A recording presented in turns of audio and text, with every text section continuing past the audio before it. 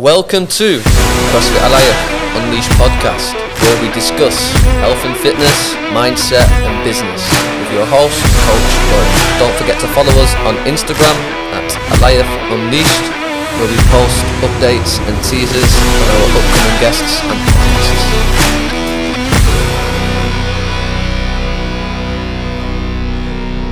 Alright, here we go, episode 22 of the Alliance Unleashed podcast, and we are back, bigger and better. During these next podcasts, I am looking for guests, so if you know of anyone or yourself want to get involved with the Alliance Unleashed podcast, then please reach out. We'll be talking all things from fitness, mindset, business, health and well-being, you name it. Anything under that umbrella, you are more than welcome to come and speak with me on the Alliance Unleashed podcast. Now, today on episode 22, we have two guests. Both of them have been on before individually, but today we have them on together, and we are talking all things Alliance Darkhorse.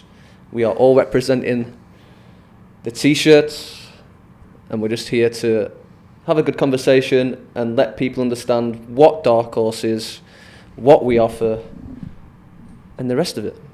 Jake and Mike on the mic Good today morning. Talking about Darkhorse. Now, just a brief explanation, Jake. What is Darkhorse? Very brief. So Darkhorse is the programming platform that we have through Alliance. It was born in Alliance, but it's now expanding further than that.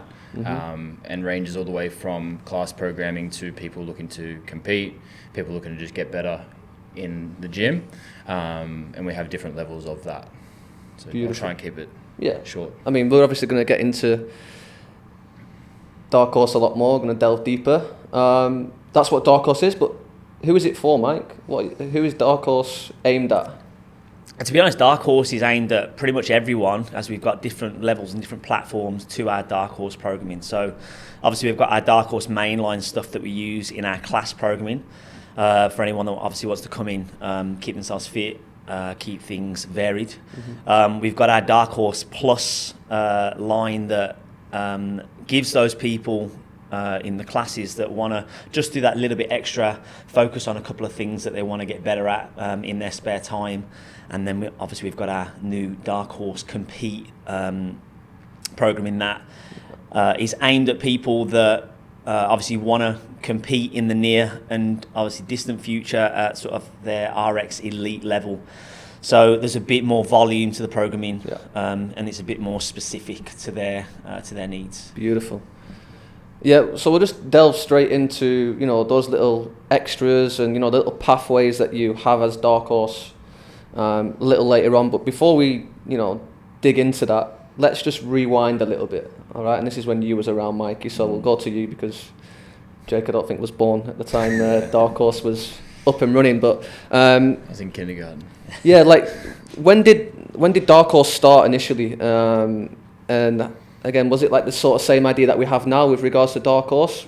No, I said so.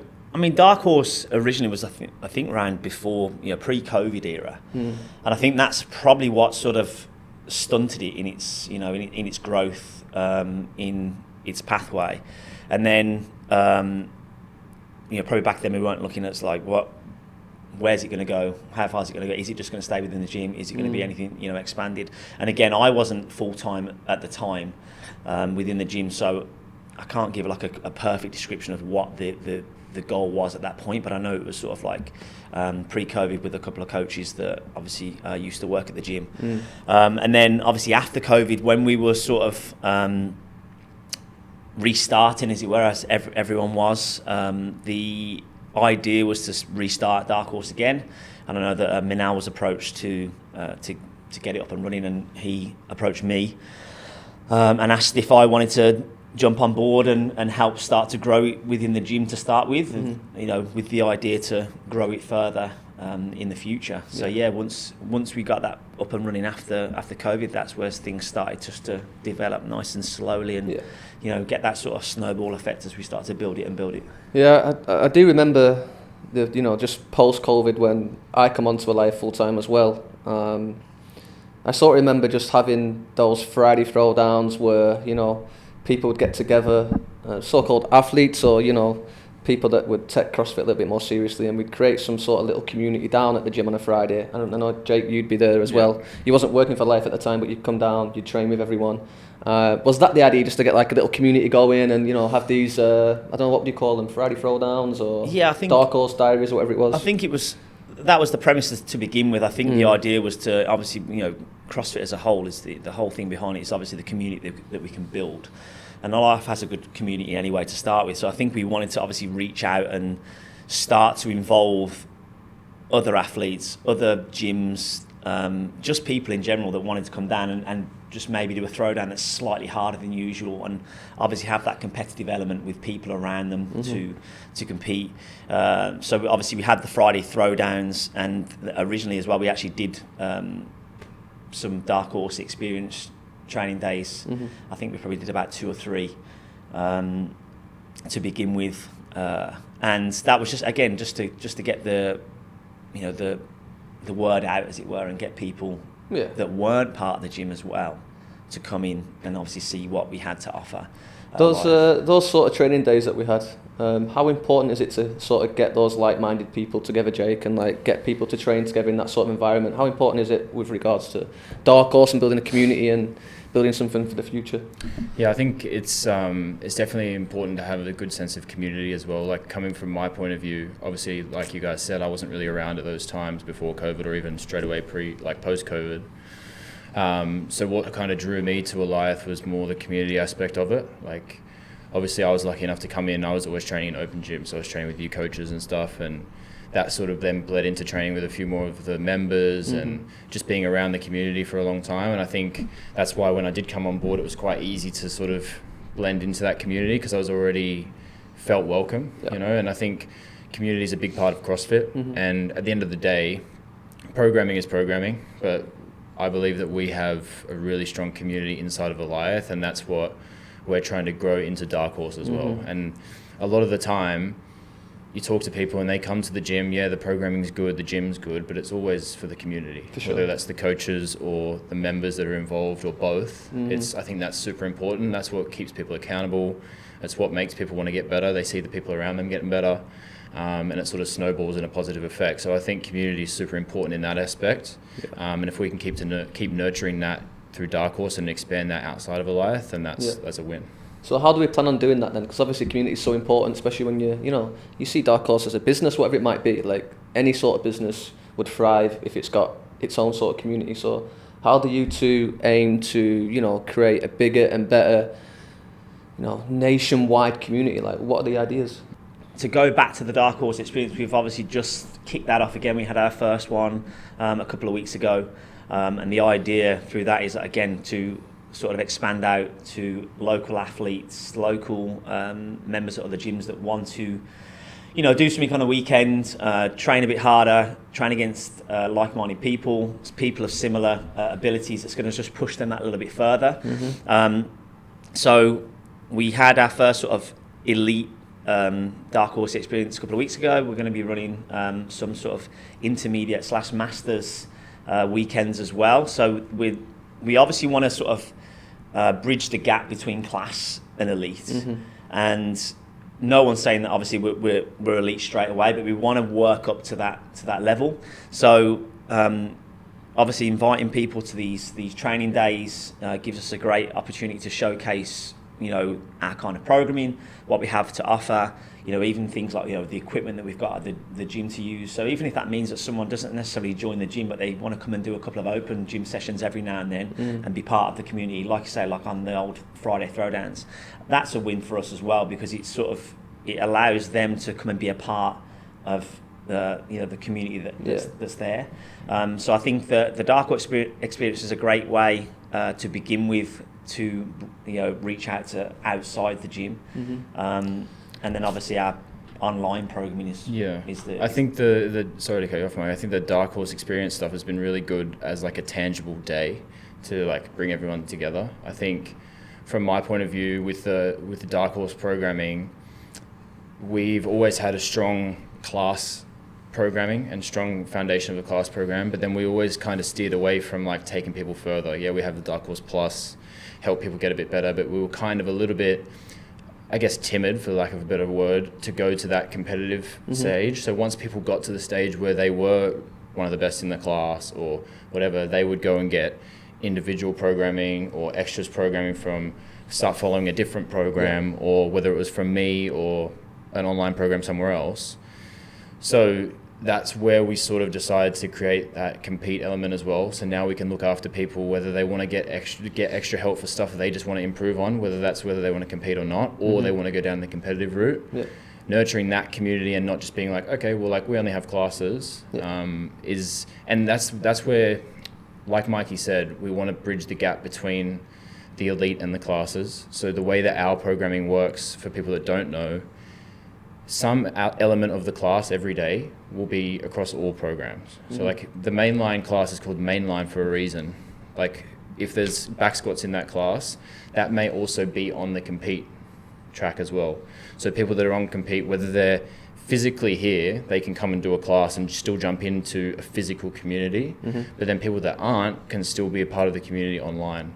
And that sort of bridges the gap. Same with like workouts, like you mentioned before, we have those throwdowns. We've sort of nurtured that now and grown that to like every Friday we have a throwdown that the compete program does, the mainline program does. So you've got people of all levels doing the same program. They can then see, oh, that person got this or this person got that. Yeah. Oh, I really want to get to that level, that sort of thing. So in a tangible way, that's how we're trying to grow the community, in a sense of like, you don't have to be here, because we know that especially Dubai, right? It's a temporary place. Not everyone lives here forever. Not everyone stays here all year. Look at now, summer it's quite quiet. People that are away, like I know we've got a lot of people on the compete program that are really enjoying still being a part of the community, even though they're not here. You know, or someone moves home, like, oh, I'm going to miss the gym. Well, jump on the program, you can still be a part of it. Yeah. You know, so that's a good way for us to sort of grow that community. I think as well, just a point on the compete, and us compete is something that we wanted to do a couple of years ago, and we were obviously deciding, you know, what's our audience. Is there enough people out there that want to do this? And I think we've actually been quite lucky in the sense that recently, those that are here in the UAE will know that there's been a big boom in fitness. There's been a big boom in competition, and there's more local competitions now probably than there has been, you know, for a long time.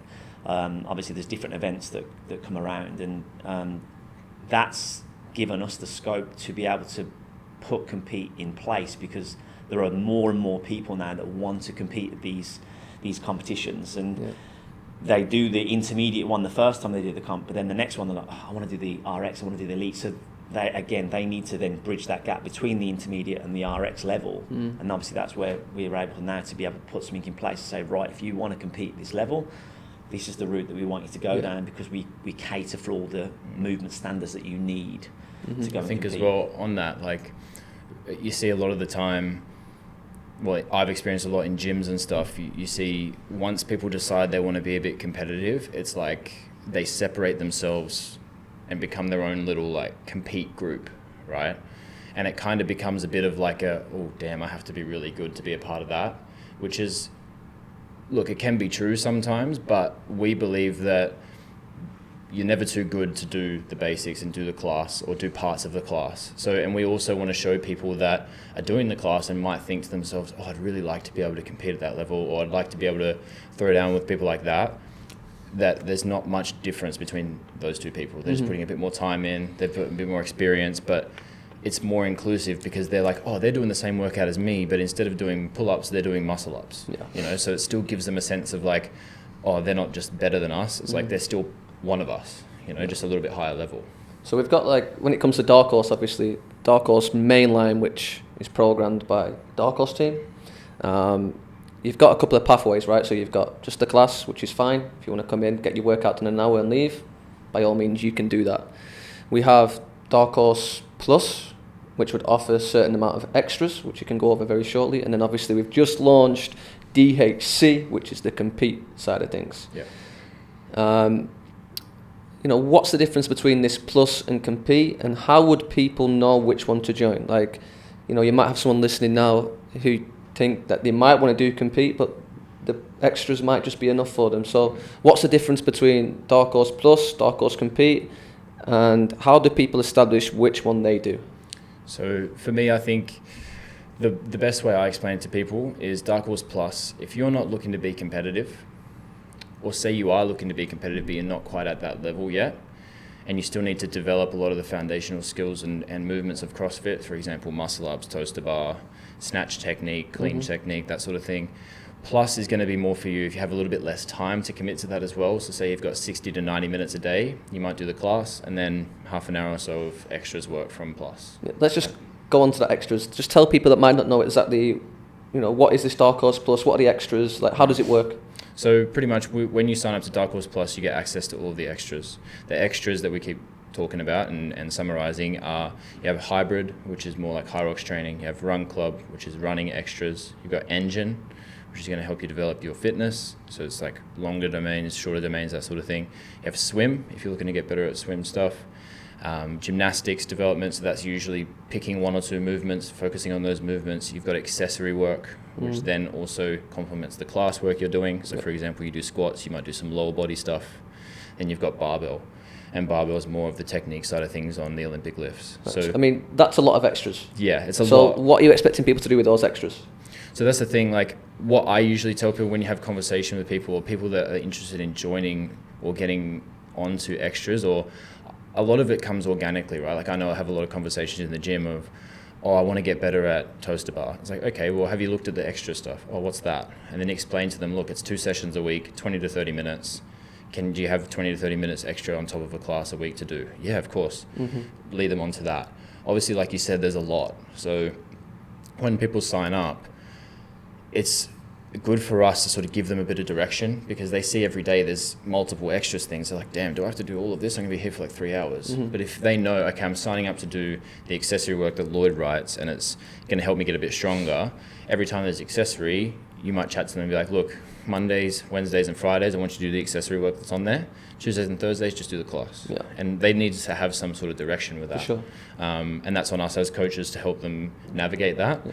But it's also on them to communicate what they want to get better at as well. I mean, when you sign up to Darkhorse Plus, you will see all of the extras that are available, right? So you, I don't know, 6, 7 extras from gymnastics to barbell to swimming to accessory, whatever it might be.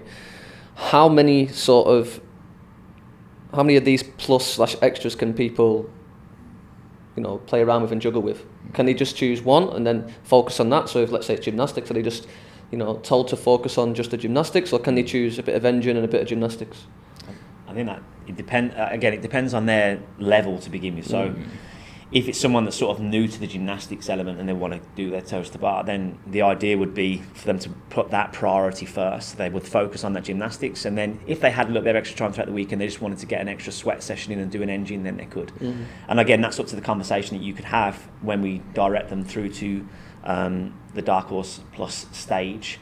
But I think that it comes from the education that we give them in terms of, look, if you want to get better at this specific thing, you've got to work at this specific thing. Okay, if you want to get better at 2 different things, then maybe you pick those 2 elements. But we're not sitting there saying you have to do all of it, because in all honesty, that's, again, not everyone has the time to do it, and it sort of again goes against sort of our standards as coaches as of overtraining people, especially people that aren't ready for that next level of intensity and that level of volume. So I think when it comes to the Darkhorse Plus, it's being directed to the things that you want to work towards first, and you put it in that priority. And if you have time to do a little bit of extra, then you can. But that priority of you working on your gymnastics or your barbell, if that's what you want to work on, you'll do your class and then you'll do that. So extra. I think as well, it comes down a lot to, like we keep saying, having the communication with people. But communication is a two-way street, right? So we always say, guys, if you have any questions, let us know. And if people are willing to come and ask us, or we see someone and they're doing the extras work, we might just walk past and be like, oh, you're doing the engine stuff this block. And we put out every 4-week block of training, we put out a summary of what each extras piece is focusing on. So if that person sees, oh, it's toes to bar, I really want to get better at them, for that 4 weeks, they might jump onto gymnastics. If in the next 4 weeks it's not, and that's handstand walking, they're already really good at it, they might not do that, they might do a different one. But the main thing for me is communicating with the people that are on the program and just having the discussion. Like I had a discussion with Naomi, one of the members, the other day. She grabbed me and was like, oh, I just want to do accessories and engine. How can I like fit that into my week? So just spent 10 minutes with her. Okay, Mondays, come to the class. Do you have half an hour? Yeah, cool. Do accessory. And then walked her through a week, made a little plan and notes on her phone, and she just follows that for this block. And then at the end of this block, I just said, look, come and grab me at the end of the block and we can organise one for the next block. And that sort of communication is key, but it's also, at the end of the day, like Mikey said, we're not encouraging everyone to do heaps, do a lot, do all of the extras, because that wouldn't be feasible, but we are putting it all out there. So for some people it's like, damn, I'm just going to do all of it. But we have to remember, like, when everything's a priority, nothing's a priority. You got to focus on one or two things and really dial that in. Let's stay on the communication side of things, because Darkhorse is an online programming platform. Anybody can join Darkhorse, whether you are a member of Eliath, or you're a member of any other gym in Dubai, or you are in England and you want to follow Darkhorse programming. How do we keep that communication between coaches and people that are not coming to the gym? Like, someone signed up for Darkhorse Plus, they've seen all this extra and they've just delved into doing gymnastics, accessories and the mainline programming. They're not really listening to the body, they don't have the experience of, training and listening to the body when they might need to rest. Like, how are we going to bridge that gap of communication between people that aren't at the gym?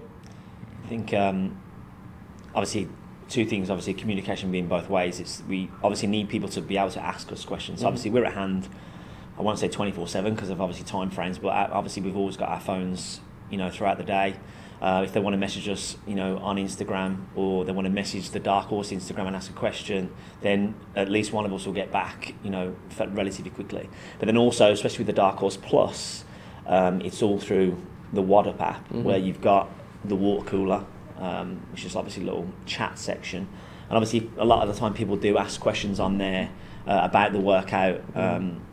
So if anyone does have a question, they can pop it in the water cooler, and again, one of us will get back with an answer relatively quickly as to what they need to do in regards to what that question is. So if you're in the UK and you've got a question about tomorrow's workout, pop a question in the water cooler. Am I meant to do this weight? Am I meant to use dumbbells or barbell, or whatever it might be? Obviously, we can get back to them ASAP. I think for me, it's a lot about the way we deliver the programming as well. Like, I know that, like I said before, every block we discuss with everyone and put into a big post what the next block is going to be in each of the extras. But in the mainline class as well, I also cover, this is what the block's going to be. This is what we're focusing on. Every day that someone goes into WhatsApp and looks at the class workout, there's notes on how to execute the workout. It's not just, here's the workout. Because for me as a programmer, if I say to you, go and do 10 rounds of 10 burpees and 10 cal ski, you could do that completely different to how Mikey does it. And if there's no direction, they're not going to get the stimulus and the intention that we wanted them to get out of it. So that's a big part of the programming that we all take part in, is how can we, it's almost like spoon feeding them, right? Like, how can we really make it? I try and, in the notes that we deliver for each of the workouts, how can I answer every possible question about this workout? Like, if I have a question about the workout and then I go look at the notes, it should be answered. I shouldn't have to reach out, because what if they take a little while to get back to me? I didn't think to message them until I'm starting the workout. You should be able to do that. And then through the programming videos we release every week, we go through, this is what is in this week, this is what we're focusing on, this is what this day should feel like, and that sort of thing. So I think, yes, communication is a two-way street, but we definitely need to keep on top of communicating and getting things out there that we want them to know, and not hiding that, because it also creates a lot more buy-in to the program. I think we're still in the process of finding things and ways to reach out to people that join onto the program. So I know for the Compete guys, when they come on, we get a notification when someone signs up. They get a message automatically. If you have any questions, come and reach out to us. So we've taken the first step. We've reached out to them. If they have any questions, they can reach out to us on the actual app on Fitter. And then for those people on WhatsApp, like Mikey said, they've got a lot of communication through the water cooler, through the announcements we make. So it's not just like we're waiting for them to reach out. We're kind of instigating it. If they don't reach out, and like I said at the start, like, one thing I've learned for programming for people in groups and individually is, you can lead a horse to water, you can't make it drink. You can tell them all you want. They need to have at least one rest day a week. They need to be making sure they're eating enough, sleeping enough, taking care of their stress. Some people will do that, some people won't, and some people need to learn by not doing, Yeah. and that's just the way it is. I think, on the communication side, I think kudos to the gym and Darkhorse with regards to the communication side, especially with the programming notes, because I had 2 new members in my class Monday evening, and they were saying that the notes on What Up were great. Like, they've never seen anything like that before with regards to the amount of details that we're going with regards to, the daily workout, how you should attack it, and things to think about that. It's like something so small, but it's like a structure that now that we have in place that makes a massive difference to every single member of ours. So I feel like, now Darkhorse have this sort of structure of processes in place with regards to putting out a video explaining the next 4-week block, explaining what we're going to be working on the swimming extras for the next 4 weeks, on the accessories, the gymnastics. So I think that for people that are on Darkhorse and Darkhorse extras plus, whatever you want to call it, people are getting a lot for the buck. Like, and I think it's not too expensive, but you are getting a lot. Yeah, and I think it comes down to like us as coaches. I know for me especially, like I always say this to people, right? Like if I'm working with someone one-to-one, or if I'm working to someone in a group setting that I'm programming their classes, I want them to be learning something. Like they shouldn't just be coming in and getting told what to do like a zombie and just doing it. Like they should be. I love when people ask questions. Oh, why are we doing this? Why aren't we doing this? Or why is it this format and not this format? I've never done this before. For example, we did a block of back squatting and we started with the heaviest set and then dropped off. People had never done that. Well, why are we doing this? And being able to educate them and give them the reasons why, they go, oh, okay, that's cool. And they're more bought into it. Whereas if they then next time they see something similar, they go, oh, I remember why we're doing that. Sweet. And they're bought into it. So I think education and as a team, our want to educate the members of not only Eliath, but also anyone who does Darkhorse is a super important part. Yeah. So that's why we have all that stuff in place for sure. I think that brings it back to community as well, though. The opportunity for members to have things like WhatUp and things like Fitter, the app that we provide the programs on, it allows people to see what other people have done. There's a leaderboard to see what sort of times people have done in workouts. And like I say, there's new members that join, they don't know that we've got that, because sometimes that slips the... It takes a week or two. Yeah. But then obviously once they know that they've got it, because they're like, oh, how do I know this is and this? And I'm like, are you on WhatUp? And they're like, oh no. And I was like, right, you need to go to the front desk, obviously with your membership, ask them for the code, and they'll get you set up on WhatUp. And then once you're on there, you'll have access to everything to see, what you need to do, who's done what, what weights, this, that, and the other. And that makes a huge difference to a member coming in and just seeing the workout on the whiteboard, as opposed to being able to see the workout in advance, have an idea of what they're going to be doing before they come into the gym, and it not just being, this is what I'm doing today. This is the thing, right, with CrossFit is CrossFit technically is constantly varied movements, right, and it's constantly varied, it's always different. Nowadays and age, like classic CrossFit, people don't necessarily buy into that. People want to see that they're getting better, and a lot of people haven't come from that. They didn't start training with that CrossFit background. Like in America, there's a lot of just CrossFit. It's one day's 5x5 back squat, the next day's a 5K run. And it's so different. There's not any tangible progression. Yeah, there's progression, you still get fitter, but people want to see like, I back squatted this 10 weeks ago for this many reps. Now I can do it for this many reps, or now I can do this many kilos more.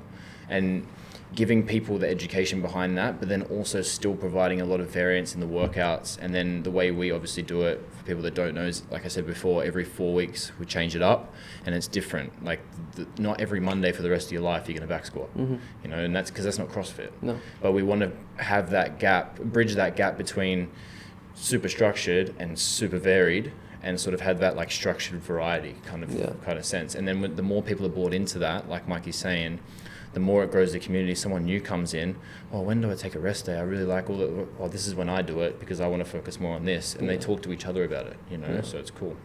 I do feel like as a gym, we are sort of known for one, a great community. Everyone seems to talk about Eliath's community, how big it is, what we offer. The great coaches that we have, including you two. And then again, the programming is a massive thing. I feel like, members realise that there's a lot of thought behind it. Everyone's involved with it. Everyone knows what's going on.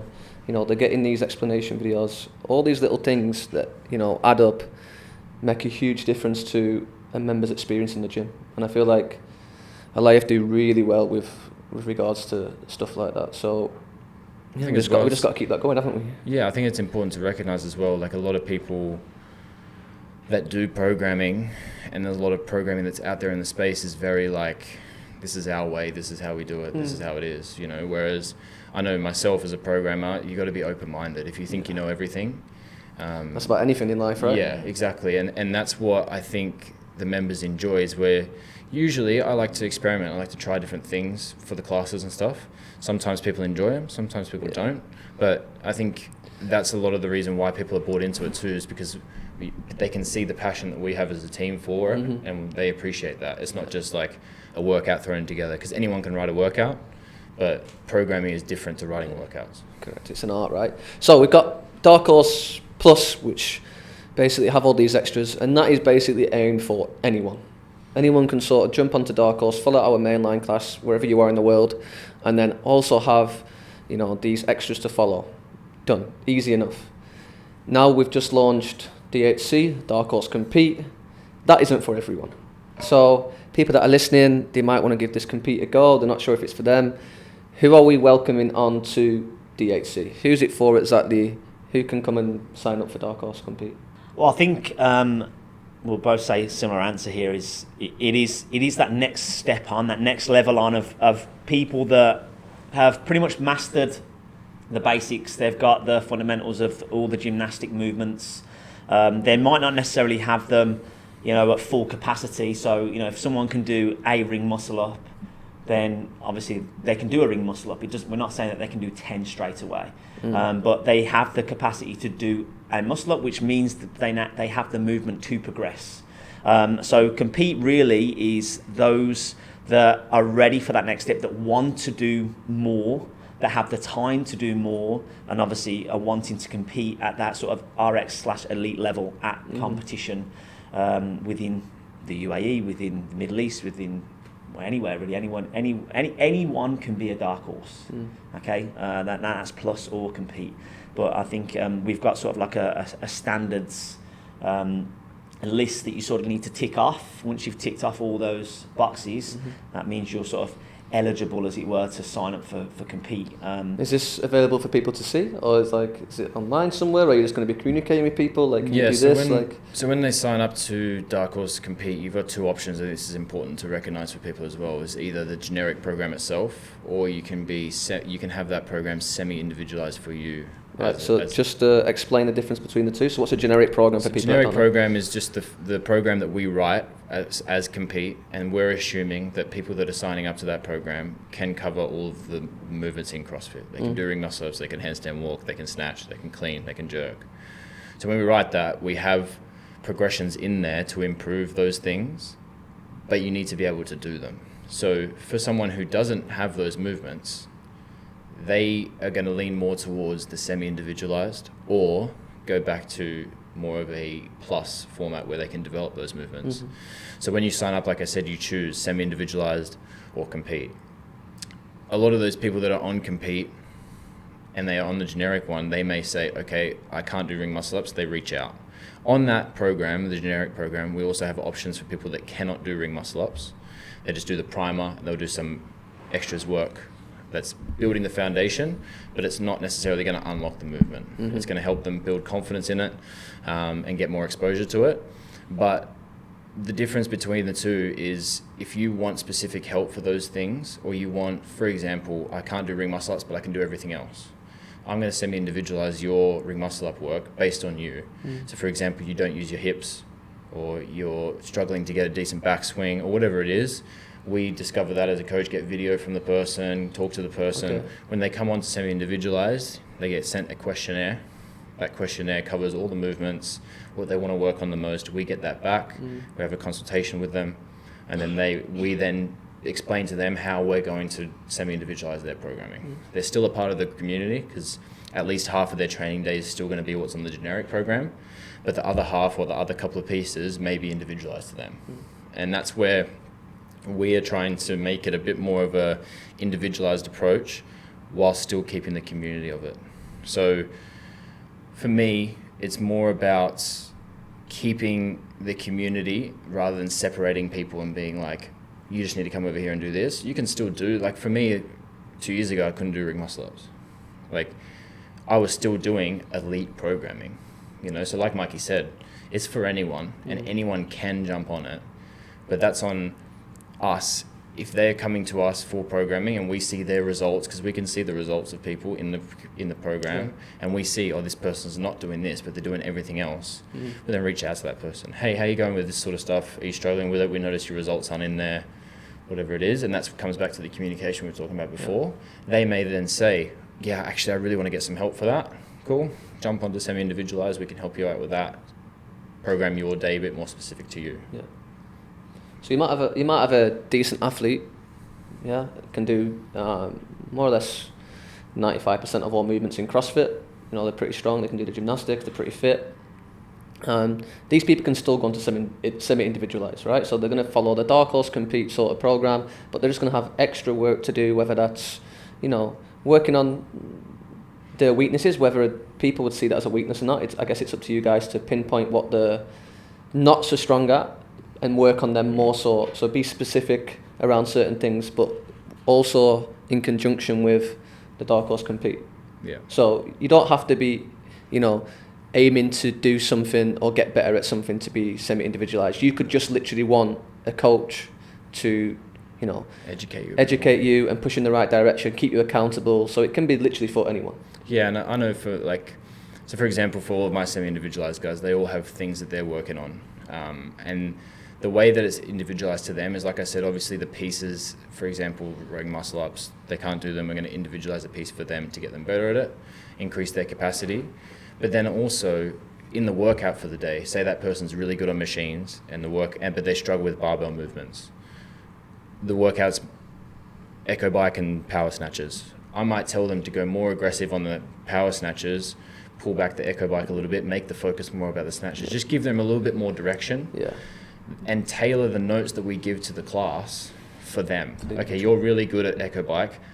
We know you're good at that. Rather than burying yourself on that, cruise on there, recover, and really push the barbell work. And then that shows them and sort of tells them, okay, this is what I need to be focusing on. This is my intention. Yeah. Even if that means my time is going to be worse, I got better because I'm focusing on what I need to be focusing on. If you just always game it to get the best score, that doesn't necessarily mean it's the best training. For sure. You know, and that's why we have the throwdowns, because that's also an opportunity for them to practice that and then see, okay, like compared to other people, I'm still not that good at echo bike, or I'm really good, but I'm really bad at this. I need to focus on that. So it just sort of allows us to tailor their training. Those people, I've got a few people that don't necessarily have any huge weaknesses. It's just the sport, and this is where it comes down to the difference between the sport of CrossFit and training CrossFit as a methodology. The sport of CrossFit is very different. It's little things like how often, I don't know, if you're doing a workout where you have to change your own weight, do you change the weight when you finish the movement, or when you come back to it, do you change, like, you know, just little things like that, little tips and tricks of competing that people want to learn, how to pace properly, how to strategize for certain workouts. A lot of people are very fit, they just have no idea how to pace, you know, so that's another part of it that we provide in the semi-individualized stuff. I love that. It's kind of like more, you know, more individualized, and it's just these little things that you might not think about that we know, you know, seeing it from, you know, a different perspective, knowing how things work, competing ourselves in many competitions, especially me and Mike, because we're a lot older than you. But, you know, like just these little things that you can do that make a big difference in competition. And that's the thing where these Darkhorse training days and training experiences are really important too, because I know in the last one that Mikey ran, and I helped him out a little bit, is very good to have different perspectives, right? Like, I noticed a lot of people, there was a workout where they had to move plates because they were doing handstand push-ups on the plates, and then they had to move them to do wall walks. Just teaching people, like, you've got to move 2 plates. When you finish your last set, move one, so when you come back, you've only got to move another one. Rather than screwing around, and just little things like that. When you're doing a rope climb, think about these things, like tangible little things that you don't necessarily see people doing an online program. Like, you might not see that before someone starts, or when they do a workout, they don't reset the monitor. Like, whereas in competitions, you have to reset the monitor. Little things like that. And I guess when you're coming down to these experience days as well, like, you just see different things happening, right? Different athletes tackling workouts in different ways, right? So, like, you might get one person who, you know, might set off so fast at the beginning, Mike, not have some sort of plan and die off a little bit, then you'll have the guy who's just going to come in slowly but surely and then overtake him and all of a sudden just beat him at the workout. So you've got people think differently on how to attack workouts, and you need to understand, like, hold back, this is how you should, attack a workout. And I guess that's what we're trying to do on Darkhorse Compete, is just educate people on, listen, do this, let's see if it works. If it doesn't work, we can try something else. So it's just getting to know them as an athlete a little bit better. Yeah, and this is where it always comes back to the communication, right? Like, there may be days that I'm like, I don't want you to pace this right. Yeah. I want you to, I don't want to send it. I want you to touch the sun and nearly die. Like, I want you to feel that feeling so you know where your threshold is. You know, and like you said before, that's where these days are good for that sort of thing, because we can use that as education for them as well. Yeah. I think a good thing to bring up there is going back to the Darkhorse experiences. Obviously, we set out guidelines in terms of, right, we want people to be able to do these movements to come to the experience, because we want everyone to come and get the right experience. We're not asking people to come to these experiences so that we can embarrass them. We don't want them to come and feel like, oh, I've just been shown up there. That's not the idea behind it. The idea behind it is to come, be a part of the community, see what other people do, attack workouts differently, and obviously ask us questions. So, for example, the recent Darkhorse experience, we put the standard as you have to be able to do handstand push-ups. Threw a little bit of a curveball in there with one of the workouts, and we put strict handstand push-ups in the middle of the workout. Now, again, that wasn't to embarrass anyone. That was just a way of us to subtly show people, right, do you need to work on your strict pushing? Do you need to work on your strict pulling? Because we did the same thing with the rope climb. You have to be able to do rope climbs, and we threw some legless rope climbs in there just to see how people would handle them. And it's a great way of getting people to do a workout, and then in the middle of the workout realise, I need to be better at this movement. Because anyone can do specific movements fresh in an EMOM where it's just that thing, but can you do it under fatigue? Can you do it when you're breathing so heavily that you don't want to kick up against the wall and do a handstand push-up?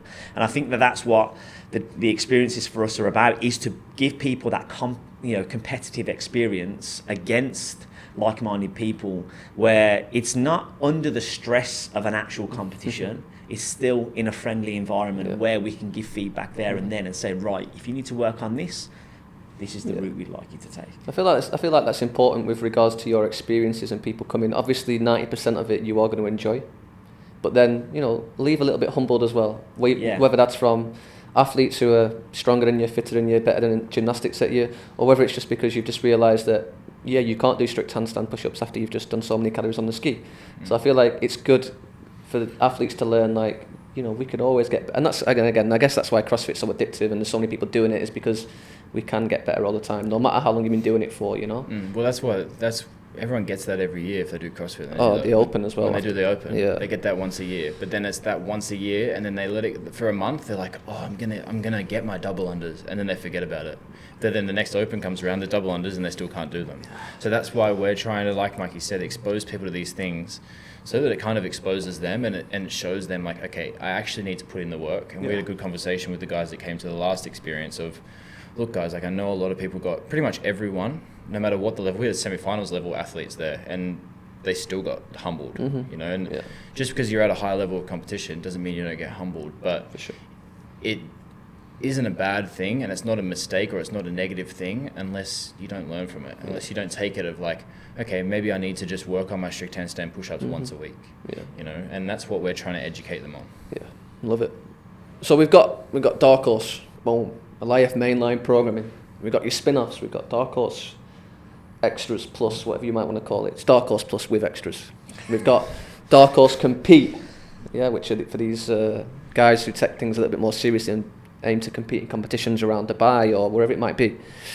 As well as this, Darkhorse do offer a few different things. We also offer event programming. So just someone tell us a bit about the events that we've programmed for, any events coming up that we're programming for, if you'd like to tell us, and where did this come from, and what are we aiming to do with regards to programming for events around Dubai or the UAE? So there are events coming up that we are definitely programming for. I'm not going to say what they are because I don't know if we're actually allowed to say yet or whether it's been announced. No, don't say it just yet. So we will keep that under wraps. But yeah, we have programmed for events before in the past. Obviously, we've been working with Precision Series. And so tell us a bit more about Precision exactly. Like, what's our role with Precision and what are they expecting from us? So Precision are obviously running a fair few events each year within the UAE. And they do a couple. Obviously, they'll do like the last one we did was a team of 4. There's Precision Pairs coming up, which obviously have multiple different categories, sort of like your everyday, your elite, and obviously now the new category we just released is Masters for us oldies. But I think the good thing for Darkhorse is, obviously, a lot of us have been in Dubai. I mean, I'm into my 10th year in Dubai. I know you've been here just as long. We've been around the whole fitness community in different gyms, different bubbles for a long time. So we can sort of we have a good understanding and a good idea as to what people's levels are within the UAE. And like I said, the UAE is sort of booming at the moment. People want to compete, whether that's in a high-rise comp or in a local comp. People are just loving that competition element. I think it's testament to the fact that like Dubai and the UAE has the weather pretty much all year round where you want to compete. And the Darkhorse now has obviously the platform working with these events, programming these events that allow us to put workouts out there that we know people are going to enjoy, so they're going to want to do it again. But again, they're going to do workouts that are going to be tough, they're going to be hard, and they may humble people. That's not always the aim, but sometimes it happens, and obviously that's the learning curve, and sometimes you need to be humbled to know that I need to do more to progress. But the program element for us is we want to be able to put workouts out there that obviously get the Darkhorse name out there, because we want to grow our brand and we want to showcase to people that we love what we do and we want to help people. This isn't just a business, this is obviously sort of a passion as well. And obviously these local events that are coming up give us a great platform to do that from, and that we don't want to limit that to just local events. Like if people want to come to us from other countries and they have a great idea and they want us to come on board with the programming, reach out. We're pretty flexible with, like, to answer your question before about what a role is and that sort of thing, like with Precision in particular, they come to us with a bit of a framework. This is the equipment we want to work with. This is the stuff we want to stay away from. This is the stuff we want to do. Because obviously we're aware that not all competitions want to be hardcore CrossFit. Yeah. They don't necessarily want it. They want to appeal to the masses. They don't want to have ring muscle ups and handstand walking and heavy snatches and that sort of thing. But then there are competitions in the future that we are going to work with that do have those things. So it sort of showcases our ability, just like we do in our programming, of how we can tailor different things to different people and different levels. It's a very similar thing. And for anyone who does want to work with us, like Mikey said, if you have certain restraints or equipment restrictions, that sort of thing, they're all things we can work around. Yeah. Like there's always a different way to be flexible around the programming, and that's what it's been with Precision. And as we grow our relationship with Precision, they're allowing us to have a little bit more input into what they should be using and what movements they should include, what formats and all that sort of stuff.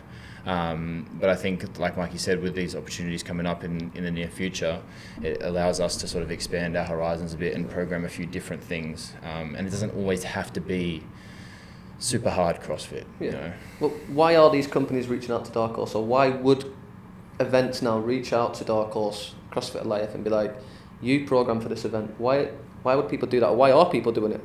Why would they go away from whoever they're using right now, a different provider, to Darkhorse? Sell yourself a little bit. Like, why would no, I think we've obviously everyone has to have an opportunity at some point, and I feel that we've got to a point where we're not saying that we deserve the opportunity, but we've sort of earned our way to the top. We've worked our way, to these levels to be able to offer what we got. Like last year, we ran Assemble.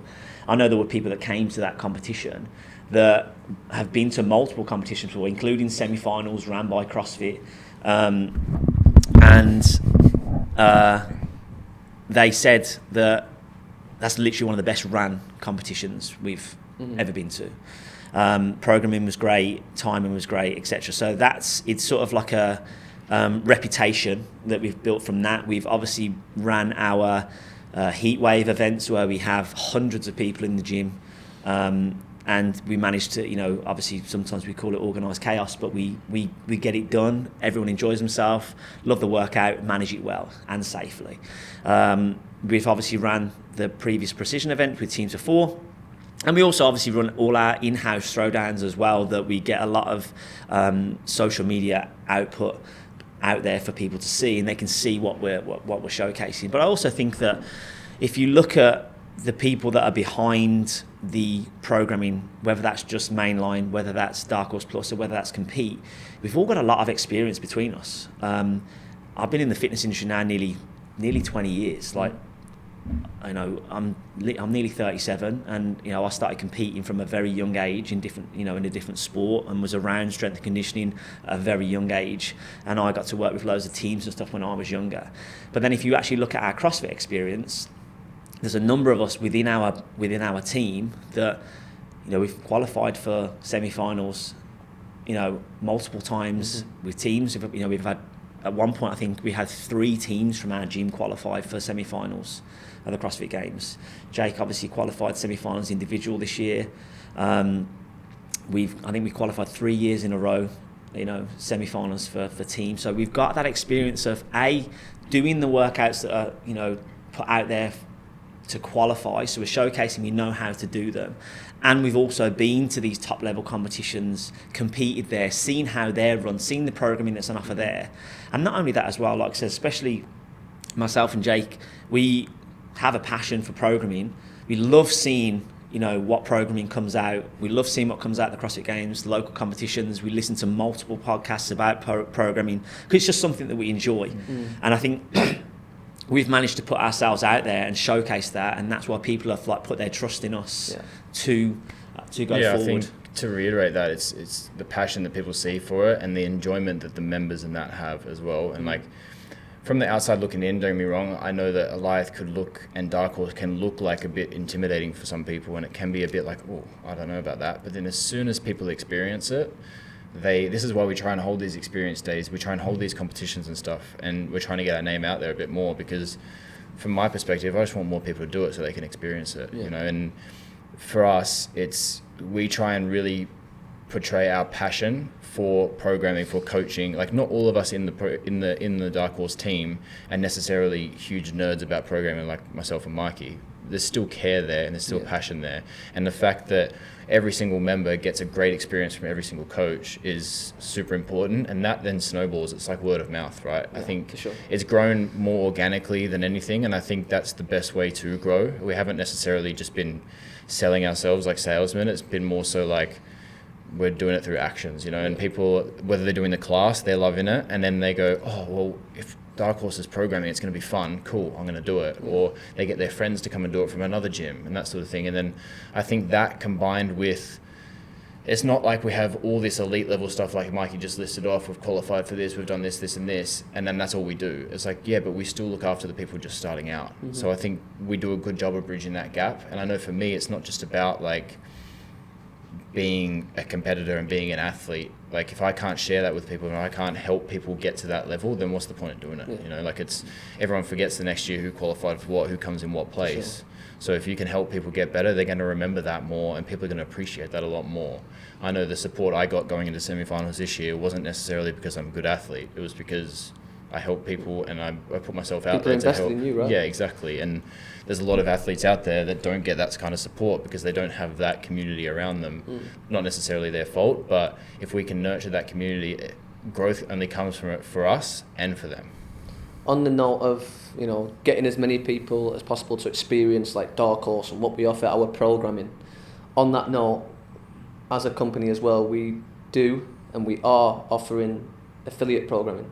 Yeah. So just quickly on that, Jake, just a little brief of what's affiliate programming and who can jump on board with that if they wanted to, just quickly. Yeah, so affiliate programming, like the name suggests, is for any affiliate out there, any CrossFit affiliate out there or CrossFit gym out there. to jump onto the mainline program that we perform and we offer through Darkhorse. As we've said, CrossFit Alliance is the first affiliate of that and the main affiliate of that programming, but that doesn't mean that it's only for CrossFit Alliance.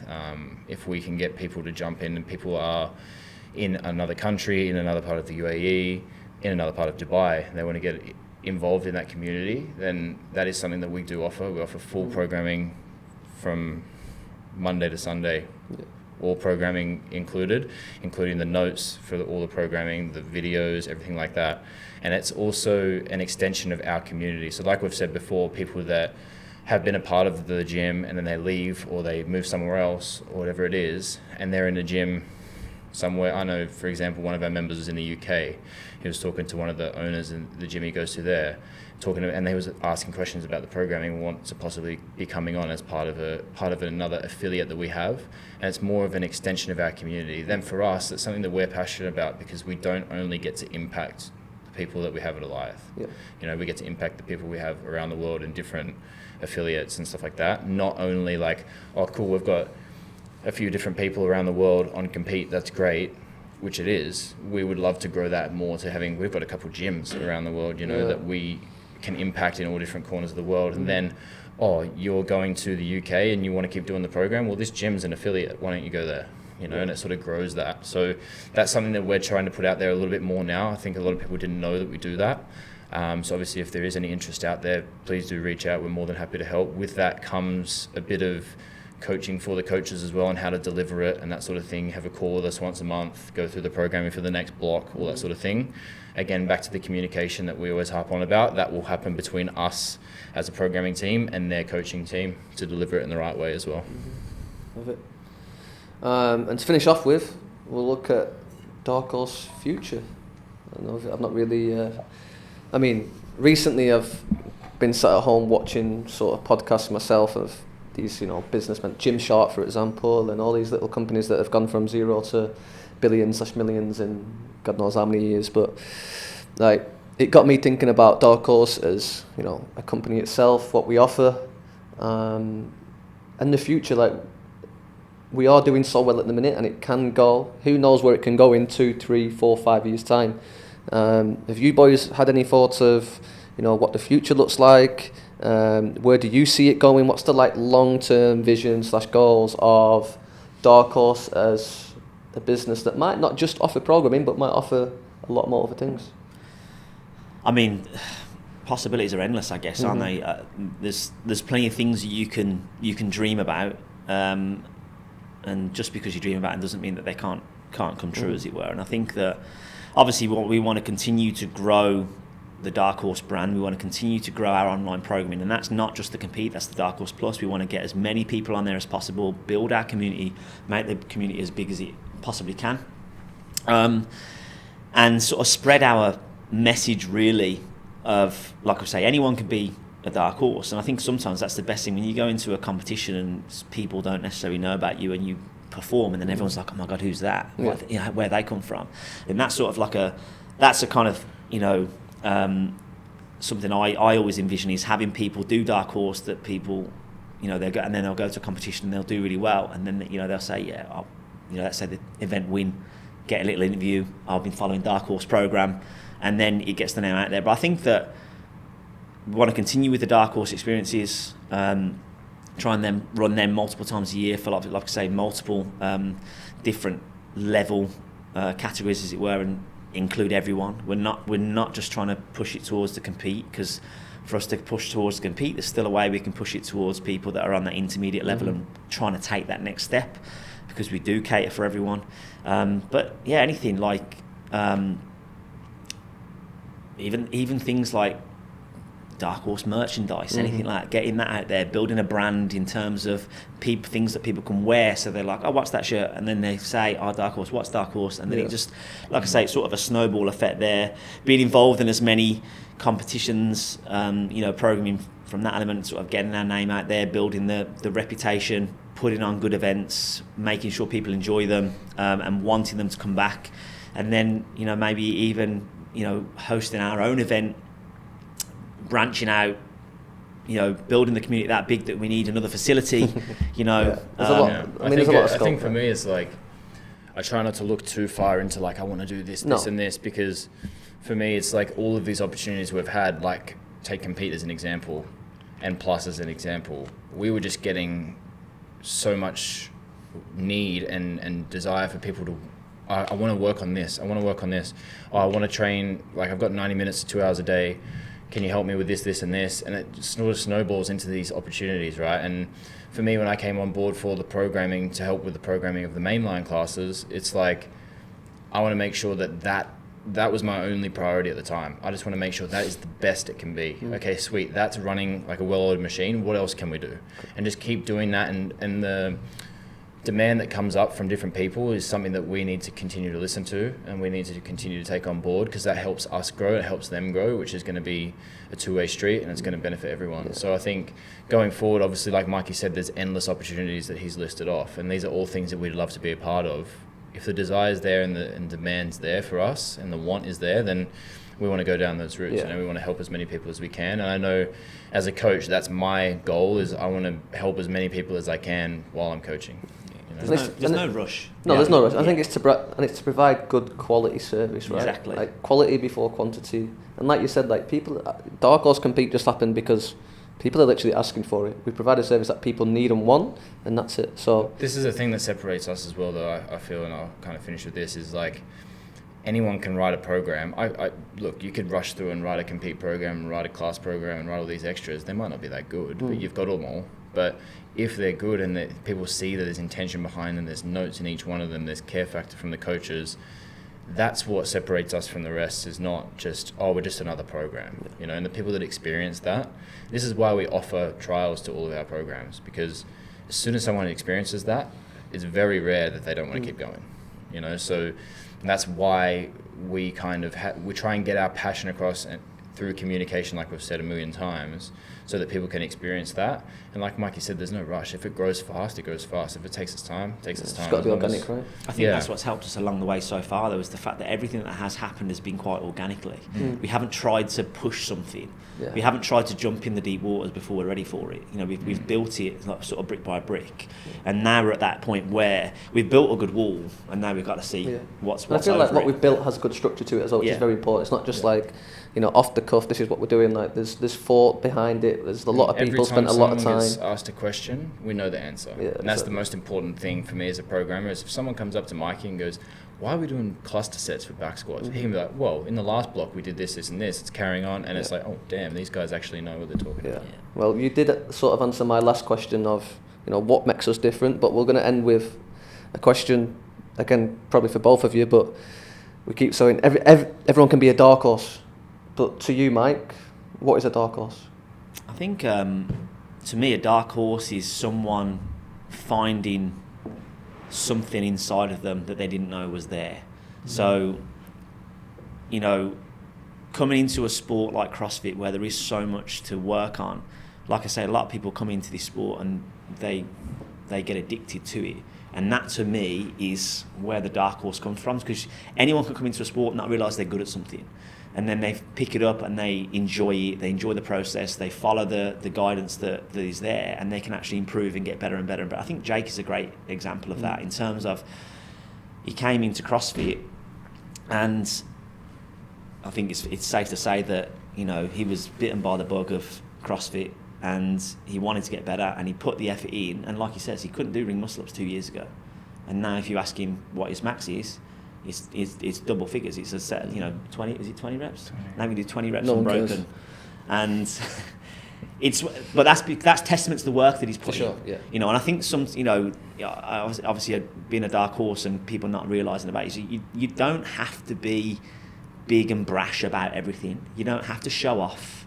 You can quietly go about your business, work hard, and work your way up and become better at something if you put your mind to it. Like I said, I think that's the dark horse thing for me, is just doing what you can do to get yourself to where you want to be. Yeah, 100%. I agree. I think being humble and being CrossFit is the most humbling sport in the world. Like, if you think you're going to win everything, this is not the sport for you. Even the people that are considered the best in the world and the best ever, they didn't win everything. Like, there's no year where one person won every event. Yeah, people were very dominant, but no one's won everything in a year, you know, and that's something that you need to learn in CrossFit. And like Mikey said, I got bitten by the bug of CrossFit, and I've learned a lot of lessons. Like, yeah, I might be really good at something, but I might also be really bad at something else, you know? So I think being able to be humble, take it in your stride, and like Mikey said, go away, work hard. When you come out and you do show that you've improved at it, that's for you. It's not to show off, you know, and it's to be not recognized by other people, but recognized by yourself of like, I can do this, you know, like I can improve these things and I can get better. Just because I was not good at it once doesn't mean I'm not good at it forever. And I think that's definitely something that we try and instill in people, is like more of a mindset thing of, look, it just means you need to work on it, you know, like same in these experience days that we spoke about earlier. If you're bad at something now, doesn't mean you will be forever, because it's the best feeling when you get better at it. And like, it's the best feeling not because other people go, oh damn, he's really good at it now. Like, to use the example Mike used of me, I don't think every time I do ring muscle ups, like, yeah, everyone's watching me do them now, haha. Like, no, I'm like, damn, this is cool. Like, I used to hate every day, every week there was a ring muscle up workout in my program, I would either skip it or I'd change it. Now I get excited to do them, and like, that's a cool feeling that no one can take away from me, because I put in the work, you know. So that's what a Darkhorse is to me, is someone who puts in the work, puts their head down, and they reap the rewards for them, not for anyone else. Yeah. I think sometimes people seek validation for the wrong reasons, and if you're a dark horse and you're working, you don't need to seek the validation will find you because of the work that you put in. I think that's... Love that. Yeah, it's a good little one-liner to finish on. Boys, thanks for joining me. It's been a lovely morning. Thanks for having us. Let's go to the gym and train. A big thank you to our main podcast sponsor, Practical, for supplying guests with some tasty snacks, and you guys for watching on our YouTube channel.